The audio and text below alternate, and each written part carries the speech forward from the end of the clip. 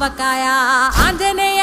కథ మొదలెట్టినాడు చూడారయ్యా శక్తినంతా కూడగట్టి చెట్టు దులిపినాడు అంజయ్య ఎర్ర ఛాయ కోతి అవతార వెంటమాయ కత్తి సేత పట్టకుండా కాయ కోసినాడు కపిలయ్య